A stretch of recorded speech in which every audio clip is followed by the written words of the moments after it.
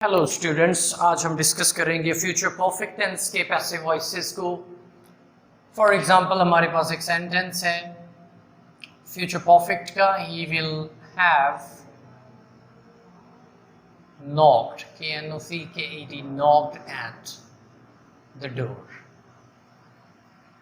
ये active voice का एक सेंटेंस है फ्यूचर परफेक्ट का, he will have knocked at the door। जी बेटा, जैसा कि आपको पहले भी बताया गया था कि टेंस का पता होना ज़रूरी है। अगर टेंस का इल्म नहीं है कि ये किस टेंस का सेंटेंस है, तो हम एक्टिव को पैसिव में या पैसिव को एक्टिव में चेंज नहीं कर सकते। इसके बाद हमें पता होना चाहिए कि सब्जेक्ट कौन सा है, हेल्पिंग वर्ब कौन सा है, मेन वर्ब। इसमें देखिए मेन वर्ब के साथ प्रेपोजिशन आ रही है, ये प्रेपोजिशन फिक्स है, ये मेन वर्ब के साथ ही रहेगी। एट को नॉक से अलग नहीं करना। ही विल हैव नोक्ड एट, तो मेन वर्ब है नोक्ड एट। द डोर जो है वो आपका ऑब्जेक्ट है। अब जब हम एक्टिव से पैसिव में कन्वर्ट करेंगे तो हेल्पिंग वर्ब यूज होंगे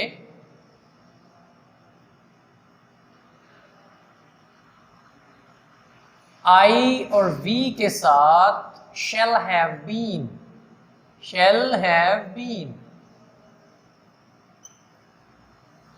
और ये भी बताता चलूं कि फ्यूचर कंटिन्यूअस टेंस जो है उसका पैसिव वॉइस नहीं होता, रूल्स के मुताबिक उसका पैसिव वॉइस नहीं बनता। इसलिए हमने फ्यूचर इंडेफिनिट टेंस के बाद फ्यूचर परफेक्ट टेंस के जो है वो पैसिव वॉइस हमने आज डिस्कस करना है।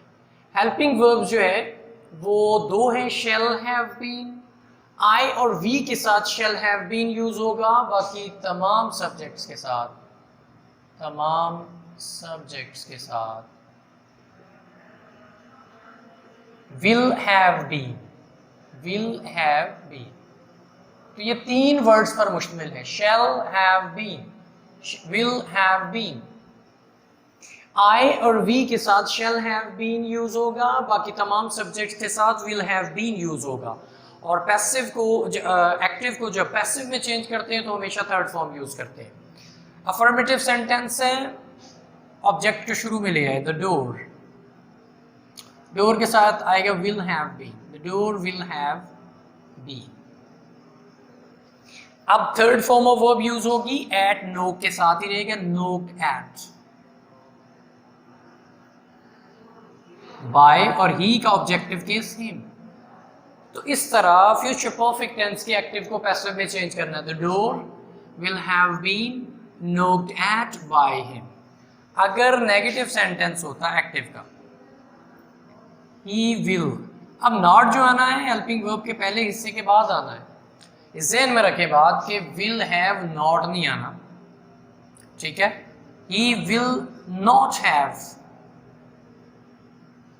he will not have knocked at the door, active voice।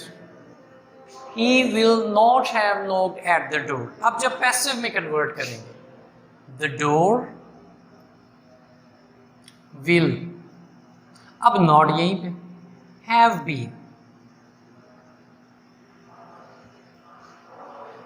the door will not have been knocked at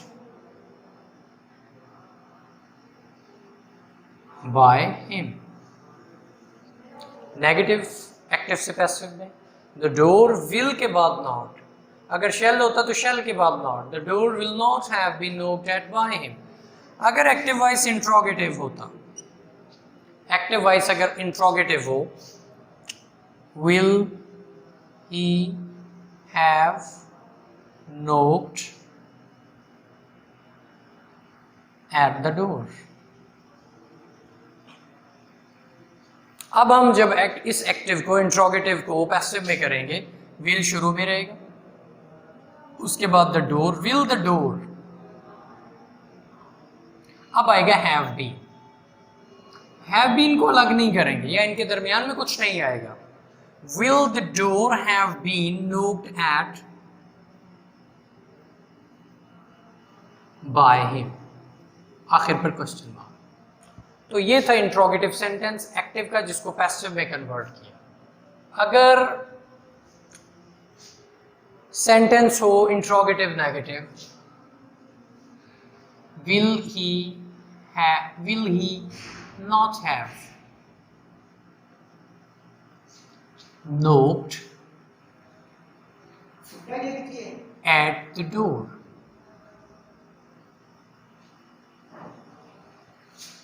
Will he not have knocked at the door? अब हम will को फिक्रे के शुरू में ही रखेंगे, will, उसके बाद ऑब्जेक्ट को यहां पे ले जाएंगे, will the door. अब not आएगा, फिर have been आएगा. Will the door not have been knocked at by him? तो ये इंट्रोगेटिव नेगेटिव एक्टिव को पैसिव में चेंज कर दिया. हेल्पिंग वर्ब का फर्स्ट पार्ट, फिर ऑब्जेक्ट यहां पे आ गया, फिर नॉट, फिर हैव बीन. नॉट को हैव बीन के दरमियान में नहीं लगाना, बल्कि हैव बीन से पहले लगाना. Will the door not have been knocked at by him. अगर डबल इंट्रोगेटिव हो, लाइक हु के अलावा हो हमारे पास active voice, active voice. When will he have knocked at the door? ये एक्टिव वॉइस है, डबल इंट्रोगेटिव है, WH वाले वर्ड से शुरू हो रहा है. When will he have knocked at the door? तो सिर्फ who को हम by who में चेंज करते हैं, इसको वैसे ही लिख देंगे नीचे. When हेल्पिंग वर्ब का first part will. When will the door को ले आए यहाँ पे, यहाँ सब्जेक्ट की जगह ये सब्जेक्ट बना दे. व्हेन विल द डोर, अब हैव बीन आएगा. When will the door have been knocked at. अब चूंकि हमारे पास सब्जेक्ट भी है, इसको ऑब्जेक्ट बना दे बाय क्वेश्चन मार्क. तो ये थे फ्यूचर परफेक्ट टेंस के एक्टिव से पैसिव. कोई भी सेंटेंस लें, उसकी अच्छी तरह प्रैक्टिस करें, इन रूल्स को मद्देनजर रखें. Thank you very much.